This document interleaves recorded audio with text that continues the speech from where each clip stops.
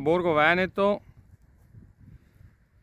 qui vediamo questa magnifica probabile supercella temporalesca che dal basso Rodigino veronese si sta dirigendo in risalita verso nord-est e si dirige verso il basso Padovano. Il video della probabile supercella, meno intensa di quella ripresa a fine luglio, ma che ha comunque provocato forti temporali, ancora una volta ad immortalare questo fenomeno così frequente di questa estate è stato Luca Tecchiato, agente di commercio, grande appassionato di meteo, residente nella Bassa Padovana, che ha ripreso la supercella insieme al figlio appena dodicenne.